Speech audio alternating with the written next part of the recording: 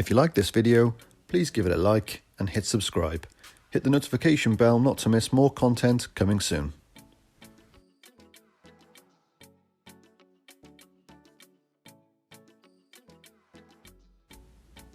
And welcome back to another episode of FPL Squad Picks.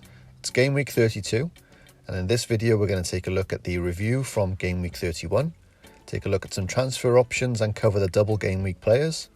We'll have a little look at the plan going forward to cover this double Game Week, next week's blank, and going forward to see if there's anything else we need to navigate. Also, I'll be doing my team selection and some captaincy options, so let's jump in. So to start things off, we're going to take a look at the fixtures from Game Week 31 and the results. So the first fixture was Fulham versus Wolves, which did end up in a Wolves win with a Traore goal. Unfortunately for a lot of managers, they did bring in Neto either on a wild card or potentially looking at a differential move in the midfield. So he came off very early on with an injury. A bit of a disappointment for those people that did bring him in. But anyone looking to back the Wolves defence would have seen some good points there, being a clean sheet. Moving on to the Man City versus Leeds game. Leeds with a shock result and managing a win over the City. And we did see some good gameplay from Dallas, getting 2 goals. And a lot of people didn't have him or had him on the bench and down as sort of second and third option, so he didn't come on. And for those of you that did manage to have him and play him against City, for his attacking threat, I would have thought more than anything else, well done to you. We move on then to the Liverpool versus Aston Villa fixture.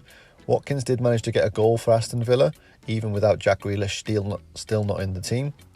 But they couldn't keep out Salah and Trent, both managing to get returns, 2 goals, and got them the win. We then move on to the Crystal Palace and Chelsea game, which saw Chelsea on fire, getting 4 goals against Crystal Palace. They couldn't keep the clean sheet, unfortunately. To the very end, they did manage to concede one, but a really good performance. Kai Havertz looking really good and getting in amongst the action a lot of the time, so definitely someone to keep an eye out for future fixtures. Burnley versus Newcastle. Burnley going ahead. Matej Vydra managing to get ahead and get some more points on the board. He's been quite consistently getting points across the last few game weeks, but unfortunately wasn't enough. Newcastle managing to come back, getting 2 goals and winning the fixture. Then we go on to the Hammers versus Leeds. Again, looking like a very similar scoreline to the last week, but we had 3 goals from West Ham and 2 from Leicester. Leicester didn't look at their best, looked like they were struggling a lot. Vardy still not firing, they're still missing Maddison and Barnes. There was a lot of talk of some COVID breaches that meant that they were pulled out, aside from his injury. So it looks like he may be back from the injury, but it was more of a disciplinary that Maddison missed out, along with a few other players from the Leicester squad.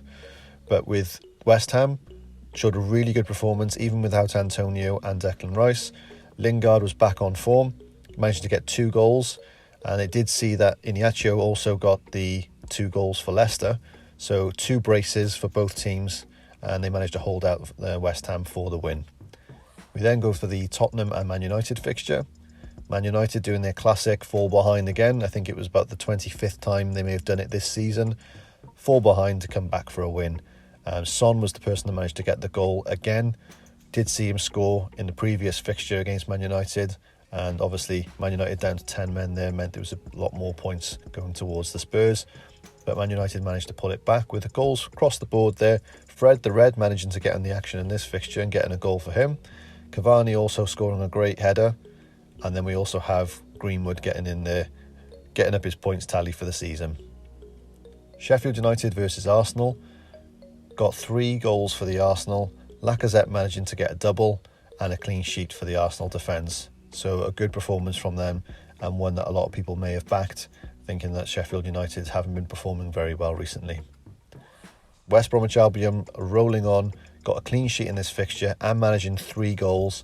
And you did see a missed penalty from Southampton. With Danny Ings off the field at that time, it fell to Ward-Prowse, and he did miss that goal.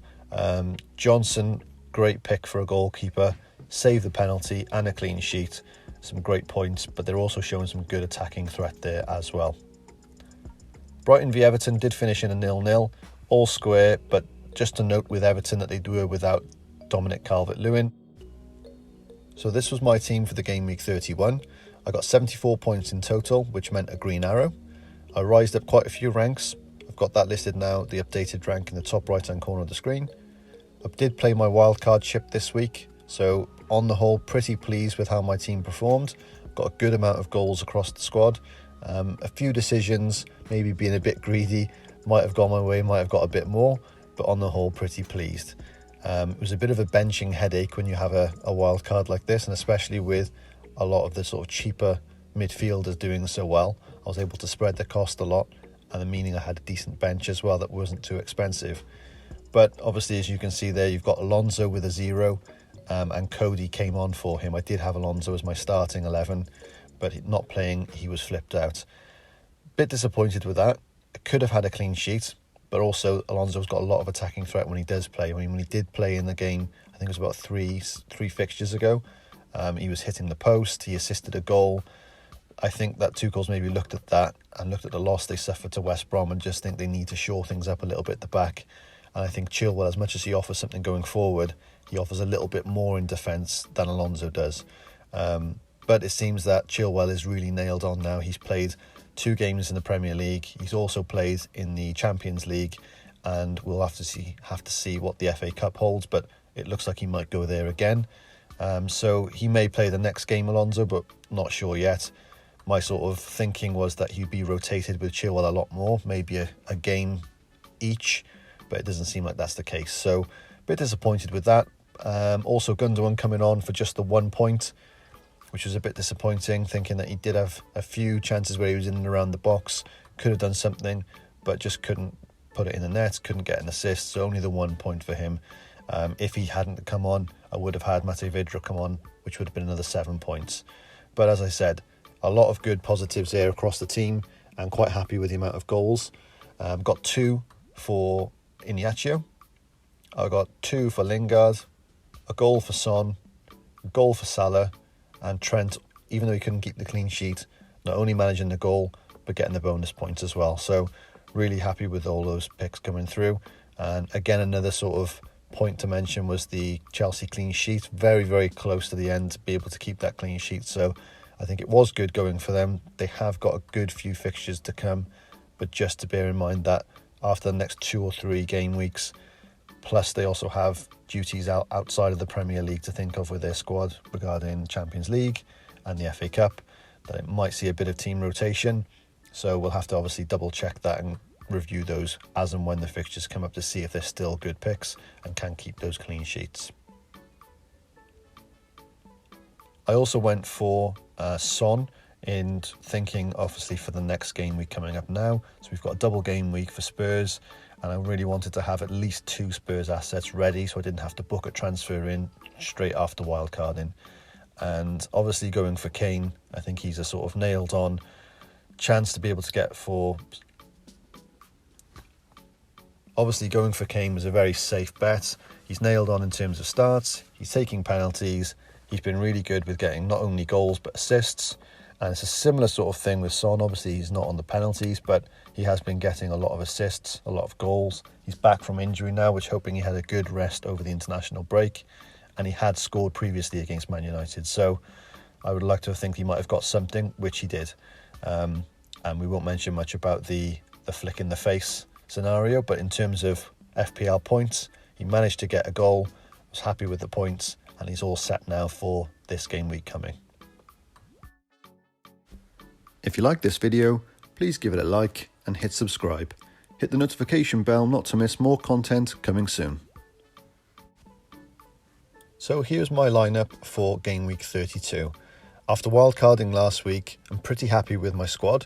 I think the structure was well set up for not only game week 31, but going into this game week 32. I also have the 2 Spurs assets, so I've got those covered for the double game week. And the question is really, do I want to go for another Spurs asset? Is it worth bringing another player? And we'll obviously mention why I'm sort of thinking about that. Is it worth it or is it not? Because a lot of people would just lean towards, well, it's a double game week. Definitely bring in as many Spurs assets as you can. But I'll get on to obviously why I think it might not be the best decision going forward unless you're willing to book yourself in a few more transfers. So the Spurs fixtures that they have are against Everton and Southampton. I think Everton can leak goals. I'm not going to say that they won't be able to score against them. We know they can. We've seen them play against Spurs. I think it was in the FA Cup where they had that 5-4 fixture. So we know Everton can score, but we've also seen that Spurs can score against them. So attacking assets in this game are going to be really beneficial. Same to go with the Southampton game. I'd like to think that maybe there might be a chance for Southampton with Danny Ings, Che Adams, Walcott, maybe even Ward-Prowse doing something. But we saw how sort of quiet they were kept against the West Brom team in the last fixture. You'd like to think that Spurs could probably do a better job than that. It would also mean that they have some good attacking threats against them. Being 3-0 against West Brom, I'd like to think that Spurs could do the same, if not maybe 1 or 2 goals.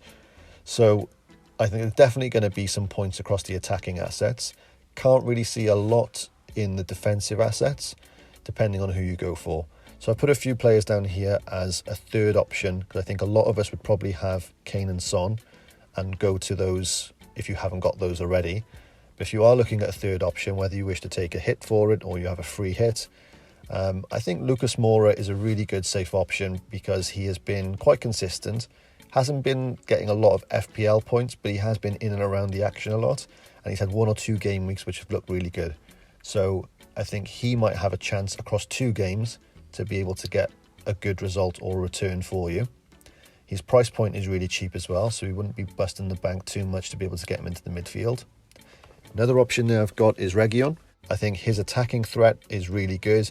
He's going to be in line for a good assist. He might even get a goal if he's taking a few shots on that sort of left wing. But again, the clean sheet is a bit doubtful. And I know that Everton were without DCL in the last game, but I'm not sure if his return will be ready or not. But they've still got Richarlison, they've still got Rodriguez. They may still concede against those players, and we've seen Spurs time and time again go ahead, get a lead and lose it in the last few minutes and concede goals. Same with Southampton, as leaky as they have been in the back, they can score goals. You know, we've seen how well Danny Ings can play when he's on form. So there's a potential there to lose that clean sheet. So you are banking on him getting some sort of attack. The other person to go for in the midfield would be someone like Bale. A big question mark on him really, to say that even if he will play, how many minutes he will play, if he stays injury free across the 2 games, and obviously the price point that he's at. If he does play, he could be one of those players that not many have got. He'll send you up the ranks if he does really well and goes on a bit of a points haul. But it's 9.2 million. I think it's quite a lot of money to spend, especially if you've already got someone like Kane and Son, who Son is at a similar price point. I'm just not sure a lot of managers would want to go there and break the team up a little bit just to get someone like Bale in when he's not really nailed on. 2 outsiders would be someone like Lo Celso and Lamela. 2 relatively cheap price points. Again, the minutes are questionable. They can be managed a little bit. Sometimes you see him a lot of the time coming off the bench. I think Mourinho does like Lo Celso. I think he does. If he can, he'll play him as a starting. But because these 2 fixtures are quite close together, not really close, there's a bit of a gap between. They may see a bit of rotation, so it might not be that they don't play both fixtures, but they have some minutes managed across them. So they may start and be taken off at the 60-minute marker, or they may just be coming off the bench. So in terms of nailed on assets, Kane and Son I think are the go-to ones this week. Potentially my top pick as a third option would be Moura for that attacking threat. I don't think you can bank on a clean sheet for Reguilon, so it will be all chips in the basket then for his attacking threat. And I just don't think the other 3 that I've got listed are nailed on enough to be able to get you good returns. If you look across my midfield there, a lot of those players have got really good fixtures even on a single game week. So you just got to weigh up that, are these players that aren't particularly nailed on in the team going to do better than say a Salah against Leeds, or a Jota against Leeds, or a Lingard against Newcastle, and a Gundogan against Aston Villa if he doesn't get rotated out. I just don't think it's the safest option to be able to guarantee you some points, or it's going to get you that much more points than what you could get from a single game week player. And we'll take a little look at my plan in a sec to see what I'll be doing on that decision. So if you are looking this week to make a transfer and it's not a Spurs player, potentially you already have 3 from a wild card last week, or you're just happy with the 2 that you have, or you're just looking to build a team to cover the blank game week next week, I think it's a good idea to sort of target some fixtures. So we're going to have a little look at the fixtures now. and also keeping in mind that next week will be a blank for Tottenham, Man City, Southampton and Fulham. So that being said, let's take a little look. If you'd like to keep up to date with the latest video posts, locked in team selections and chat during the game week, then you can follow me on Twitter at FPL Squad Picks.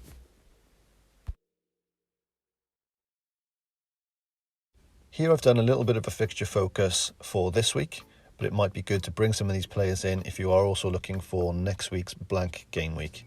So I've listed a few players for each of these clubs. So we'll start from the top there. So I've got Newcastle and West Ham. West Ham have got a lot to play for, trying to get into those European spots and make sure that they stay there. So they're hungry. There's a lot to play for at the moment. And I think that even though they're missing Antonio and Declan Rice, they've shown that they can still be a good attacking threat. They have also been leaking goals. So in terms of clean sheets, it's not the best. But as you can see there, I've got Lingard, Bowen, Souček and Sofal. Cresswell would have made this list, but I'm not sure about his injury at the moment, so it might be something to look at late if you are looking to bring him in. But Lingard's form as of late has just been something that you can't really ignore. If you haven't already brought him in, I think anyone that is looking to bring him in is hoping that he can continue this form and it not slip off. But he's got a lot more freedom. I think in the place that he's got with West Ham, he never really could have with Man United because of the amount of players that they have in those positions at the moment, with people like Bruno Fernandes, Rashford, Greenwood, Cavani, all goal hungry and looking to get those goals in, and it just wasn't the room for him. But with this sort of more solid base of a team, that they've got a good sort of defensive line, they've got a solid midfield that have got sort of holding midfielders, I think Lingard has a bit more freedom to be able to push up and go for it, because even when Antonio is playing, you do see David Moyes sort of manage his minutes and just make sure he's cared for a little bit. So I think he's quite happy for Lingard to do a lot of the running around, and it sometimes obviously finds him in a lot of space. I think Bowen is another really good option.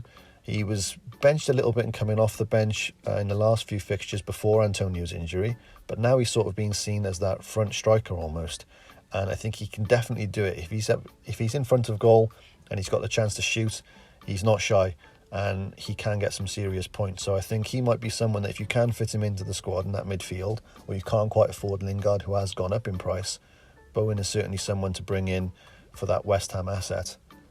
Souček, again, an even cheaper price point, really good player, sort of been a bit forgotten in the last few game weeks because of Lingard's good form. But we have seen obviously Souček do really well in previous fixtures. The only thing I would say is that because of other injuries, such as Declan Rice coming out of the team, and I think that they have asked Souček to maybe sort of get back a little bit more, and you haven't seen him in the box as much, but certainly for set plays. He's a tall guy, and you'd like to think that he's going to be the target man for people like Cresswell to send those balls in from corners and free kicks. So again, another good option if you're looking to not sort of spend too much and get a West Ham asset in. Sofal is another one. Again, you look at Cresswell, he's got those set pieces, he's got the corners and he's got the free kicks.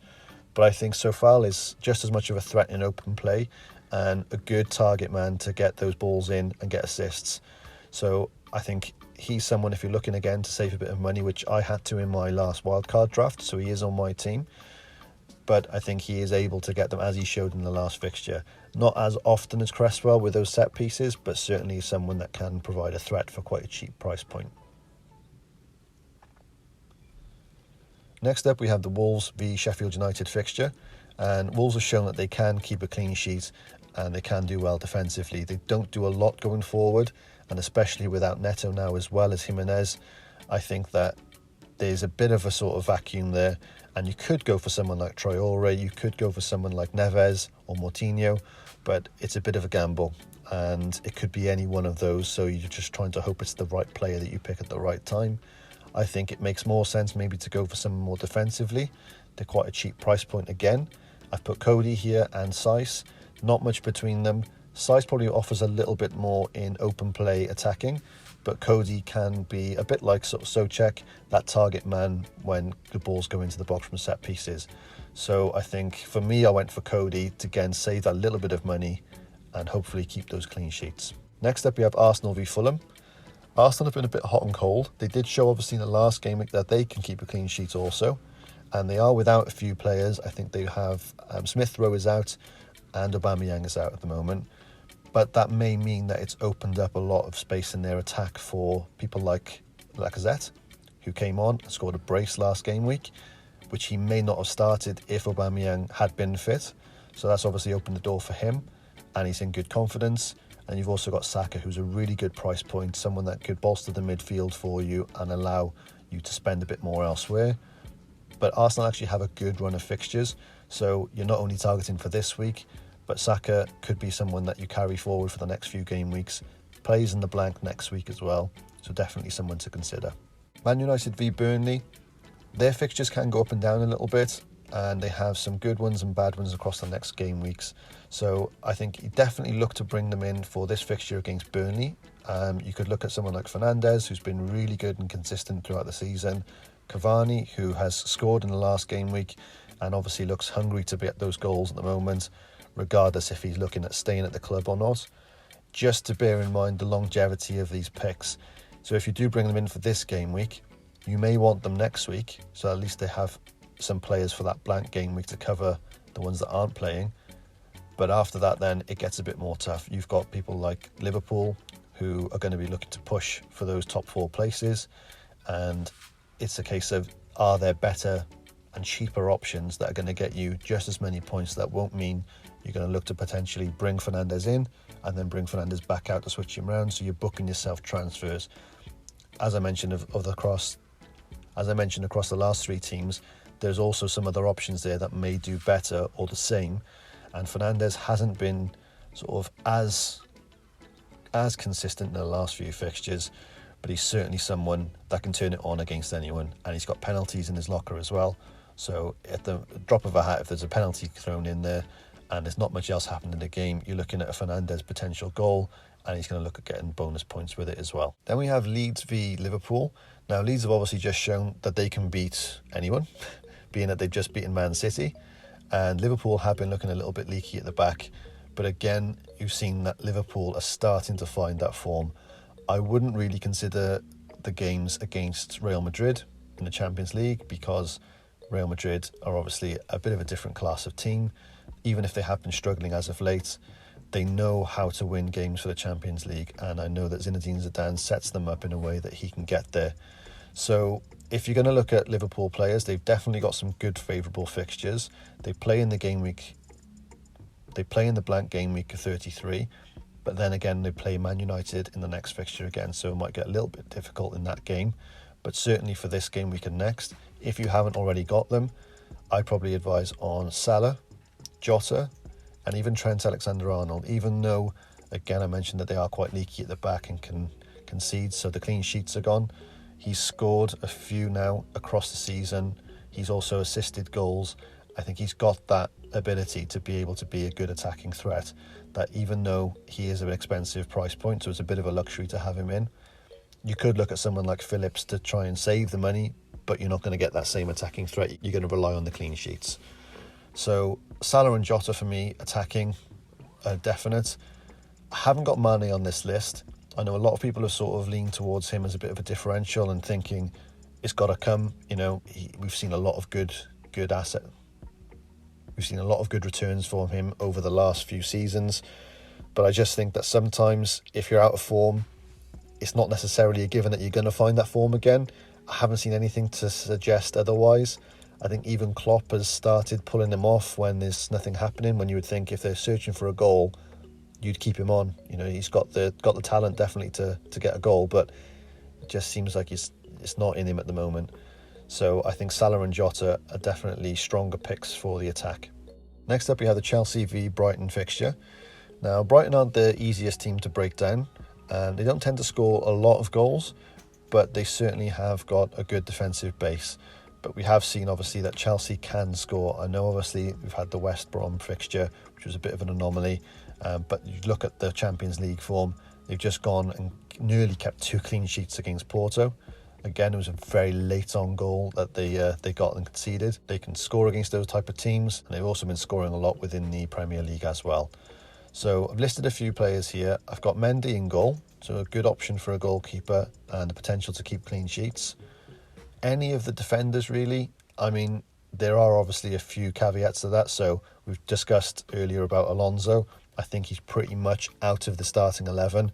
Whether he comes in as some rotation for Chilwell at some point, because they have got a lot of fixtures outside of the Premier League, might happen. But do you really want to hold a player that might play? Depends on your team, depends on your setup and what your bench looks like, really.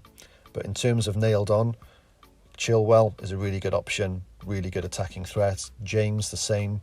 But if you're looking at someone else, then towards the more central defenders, Azpilicueta has been playing nigh on every single game. Rudiger again is one of his sort of go-to, and he has just come off the back of a Champions League game. So I think if you're going to go for anyone else like Christensen, then you're sort of pushing it a little bit that he might get rotated in and he might give Rudiger a bit of a rest. But I think definitely the two sort of full-backs, you've got James and Chilwell, and even Azpilicueta, I think you've got some good options there across the defence. For attack, they've got Mason Mount, who's been showing some great form as of late, and Kai Havertz. Both did really well in the international breaks, and they both have carried that into their club level as well. So I think that they're the go-to at the moment. Havertz has been pushing up into that sort of number 9 role. Werner has been sort of benched a little bit, taken off after not performing, and I think you just can't rely on that at the moment. We've been waiting for it all season. It doesn't look like it's going to come. Potentially it might come next season. Next up, we have the Aston Villa v Man City fixture. I think, again, even though we've just had the Leeds game where they've lost, they were heavily rotated. There was a lot of changes made to that team, which I think it was, even for Pep, one step too far. They pulled it apart so much that they just couldn't keep Leeds at bay. But I definitely think there's someone to target, because even though they have a really good sort of position in the league at the moment, it's not nailed on, and there is a potential that they could lose it. It's very unlikely that they will. I'm certainly guessing that they're going to win the league, but I do understand obviously that Pep is really sort of wanting to win the Champions League. So they will see some rotation. I just think that he might not rotate as much for the next fixture, just to make sure that when they've got these good run of fixtures, Villa is a winnable game for them quite easily. Even though Villa have been showing some good form, they are missing Grealish and they have been leaking goals. So I think a Man City team, even if they have half rotation, could see a good points haul. So I've listed a few players there. Diaz and Cancelo. You'd like to think that potentially Cancelo would play. He's had a little rest in the Premier League. Not sure about Diaz. They might go to Laporte and give him a rest, because again, they might be focusing on sort of FA Cup and the Champions League. Gundogan, he has had a few rests in the Premier League, so coming on the last few minutes, I'd like to think that maybe he might be one of those ones that stays in the team just to make sure they can get ahead early. But then if they do, he may even come off after 60 minutes. Foden is again another one of those where I think Pep is really sort of leaning towards him a little bit more at the moment. But as terms of Premier League appearances, he's being saved for the Champions League and the more sort of important fixtures for cup competitions. Mahrez is another one that's been in and out of the team quite a lot. He has these little runs where Pep has sort of said that he's got no muscles in his legs. He just doesn't get tired, so he can just be played and played and played. But then sometimes he'll be benched. So again, you're playing the Pep roulette. But if you can get a City asset in, this is a really good fixture. Or if you have one already, might be worth holding on this week. But just bearing in mind that they don't play next week. If you have more than one and don't have a transfer set for them next week, then it's just a bit of a mindset to think about your bench and who would be playing in their place when they don't play next week. Lastly, we have the Leeds v West Brom game. Now, we have seen West Brom on a bit of a run, making sure they can try and get out of those relegation spaces and stay out of them. But also, Leeds have had not the greatest performance against West Ham in the last fixture, but showed that they can still score. Iheanacho is a great pick. He's a really good price point. He's been scoring consistently in the last few games. The team are without Barnes, maybe without Maddison this week. I'm not sure. I think his injury, he's back, but it just depends on what happened with this COVID breach, if he is going to be playing in Brendan's team or not. Vardy is also another pick. He is a bit of a luxury pick, quite expensive, and his form has been a little bit dipped as of late, but we have seen him consistent over the space of seasons, and I'm sure that eventually he's one of these that we're waiting for him to turn it back on again. So bit of a luxury pick in this one if you have the money to be able to do it, and could be a differential with not a lot of people backing him because he hasn't been scoring as well as of late, but certainly someone not to overlook. I have put Maddison on here. It is a bit of a question mark. I haven't really looked at too much in terms of if he is going to be starting or not, after the sort of details that were mentioned previously about the COVID. So if he does start, we know how attacking he can be, and is definitely someone that can help get an assist maybe for Inacio, or if not, get a goal himself against this West Brom team that can concede goals. We've seen that earlier in the season. So it's just a case of, can they unpick the lock and get in and get some goals, which, to be honest, I'm sure they can. It's just a case of how many West Brom can score against Leicester. So back to my team and looking at potential transfers I could make. So if I was to make one this week, I would have to obviously consider the Spurs players, looking at that they have a double game week this week. But in the back of my mind, all that would be is, yes, I've got quite a good bench to maybe carry forward and stick them on the bench for next week when they blank.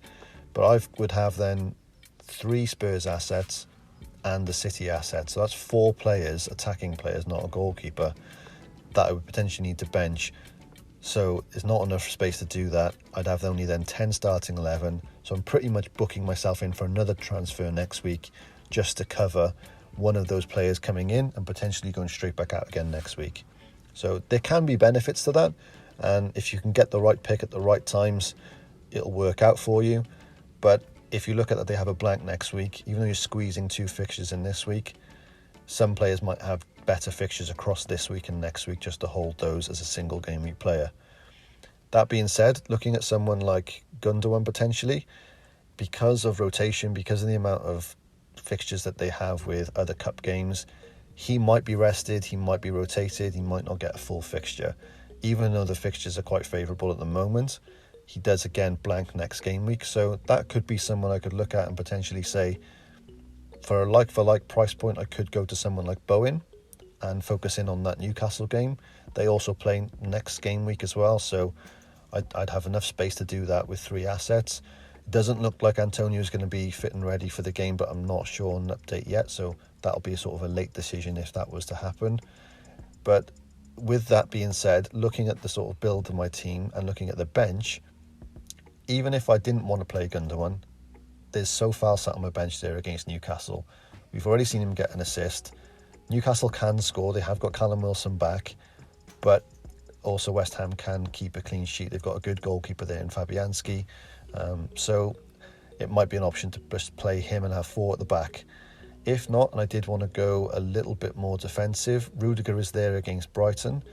There is a chance that Alonso already doesn't play. So within my team, it could be a case of both Alonso and Gundogan don't play, or just see 1 or 2 minutes. So I've got those 2 options there on the bench to come on. I've put Mate Vidra as the last option, even though he has been consistent as of late. Over the last few game weeks, he's been assisting and scoring. Against Man United, I just don't think he'll be able to do the same. So if I was to leave the team as it is, I think I've got a good setup there, not only for this game week, but to navigate next game week as well, where I'd only have 3 players that were blanking. So I'd be able to get out starting 11 without making any transfers. But if I did just go with this setup and roll a transfer this week, that could give me potentially a luxury pick for next week. So I could have the 2 transfers coming into the blank game week. If there's any injuries that I need to sort of sort out, or if I wanted to bring in someone potentially like Bruno Fernandes, I could do a straight swap for Kane to a cheaper striker and switch Son to Fernandes and use both 2 free transfers. That being said, I think the best plan for me would be to stick with my team that I've got, go with just the 2 Spurs assets, knowing that they blank next game week, give Gundogan a bit of a chance and hope that he starts and plays. If he doesn't, just hope that he doesn't come on for a last sort of 10 minutes and gets a 1-pointer. And also, I might take a bit of a punt again on Alonso just because Chilwell has played back-to-back games now, not only in the Premier League, but the Champions League as well. So I think he's played the last 3, potentially even 4. So there might be, this is the fixture to have a bit of rotation. I know that Tuchel won't want to concede many goals against Brighton, and they have got that threat, but I think that it could be a potential where they say, this could be a team where we want more of an attacking threat and go with Alonso to give Chilwell a bit of a break before the FA Cup game. So I'm quite happy with that. I think it's going to be more beneficial for me in the future. I've got some bench options to come on as backup for those two if they weren't to play. And this is sort of my planning going forward. So I've just listed up here the 3 game weeks coming up. So we've got here this week's game week 33 and game week 34. It's quite tight on some of the images, so apologies if you can't make out all the fixtures, but feel free obviously to go back and check those fixtures that are listed. So for me, if I have rolled a transfer and I've got 2 going forward, that allows me next week to make 1 transfer if I wanted to. It's a bit of a luxury move, and I'll still be rolling a 1 transfer into the game week 34. So as you can see, obviously there's a blank in game week 33 for Tottenham, who I've got 2 assets for, and Man City. But if you look at the game week 34, Tottenham have got Sheffield United. That's a great fixture for Tottenham. And then you've also got Man City against Crystal Palace. So if Gundogan does play in that game, again, it's another great fixture. So if I was to use both transfers in the game week 33 and get those Spurs assets out, I'd pretty much be wanting them straight back again for game week 34. So with this setup, I could end up having the City and Spurs assets on the bench, or maybe just transferring potentially Son or Kane out for 1 game week, still roll over a transfer, and then the next game week, so get to game week 34, could bring them back in, and I still got 2 transfers then going forward. My thinking with keeping this sort of rolling over of a 3 transfers, so I've always got 2, it allows me to have luxury moves for each game week, so I can tackle those sort of last minute decisions for the deadline and think if there's an injury, I can change them. If there's a player in form and I go for the fixture, I can change them.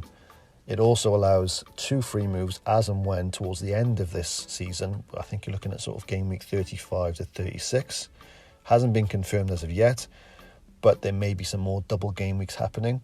There's a few teams, I think potentially Aston Villa and Southampton have games in hand. They still have games to be rearranged.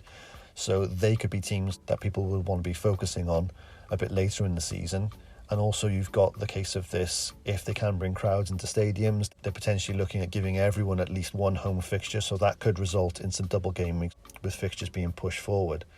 So if that was to happen and say game week 35 or 34, we have a big double game week again, I've got no chips left. I don't know if obviously many other managers would have the same situation as me. They may have a free hit or another wild card still remaining and they've held it for that reason.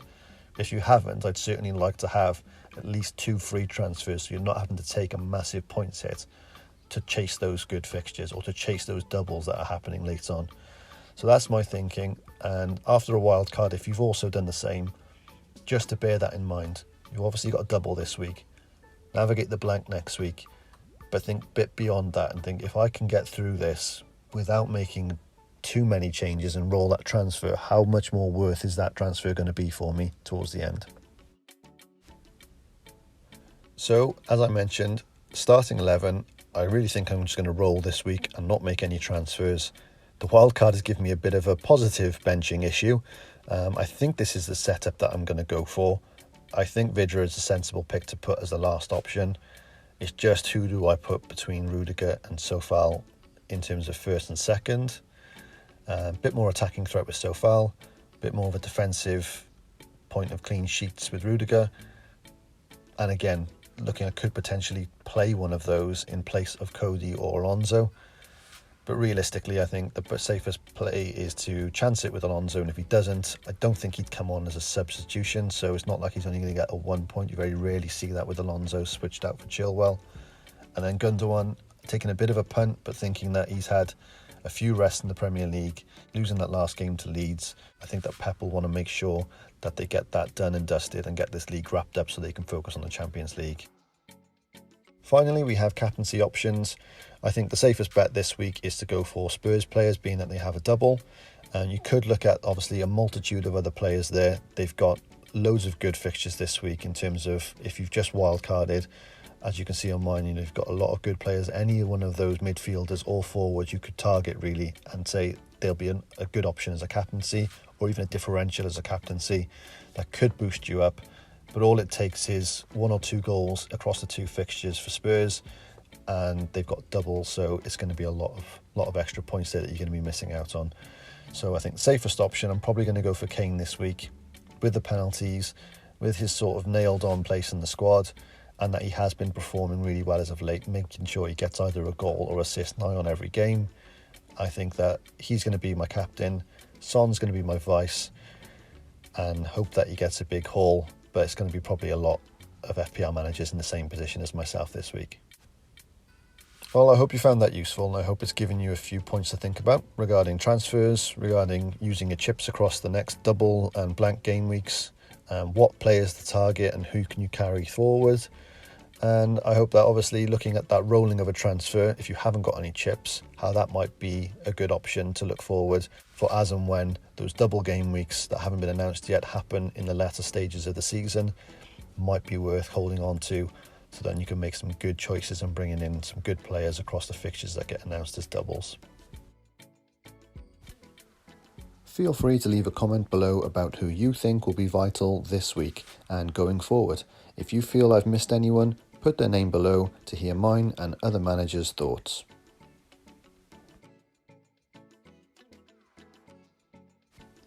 If you like this video, please give it a like and hit subscribe. Hit the notification bell not to miss more content coming soon. Thanks for watching.